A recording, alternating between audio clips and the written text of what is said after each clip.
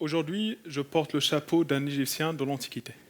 À l'époque, pour construire les pyramides, on a utilisé des câbles pour déplacer les blocs et bien les positionner.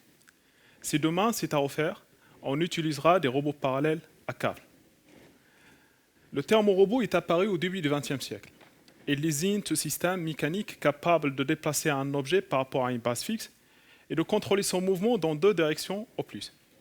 En effet, les premiers robots ont remplacé les humains pour la plupart des opérations les plus faciles et répétitives sur les chaînes de montage, ou pour toutes les tâches devant être effectuées dans des environnements potentiellement nocifs ou malsains. Les modèles de robots ayant une structure qui ressemble à celle d'un humain sont appelés robots série. La différence entre un robot parallèle, sur lequel je travaille, et un robot série est d'ajouter davantage de bras robotiques pour connecter une plateforme mobile par rapport à une base fixe. Par exemple, dans certains ports maritimes, les conteneurs fixés à la plateforme peuvent être déplacés à l'aide de 4 câbles. Lorsqu'une charge doit être placée avec précision, des techniciens fixent des câbles pratiques pour supprimer le balancement de la charge ou contrecarrer les perturbations causées par le vent. Les robots parallèles à câbles forment une classe particulière de robots parallèles. Les câbles peuvent être enroulés, déroulés à l'aide de treuils motorisés, ce qui permet de contrôler la longueur de câble. En général, chaque câble actionné va permettre de contrôler le mouvement de la charge dans une direction. Le mouvement coordonné des câbles permet de déplacer la charge de la manière souhaitée.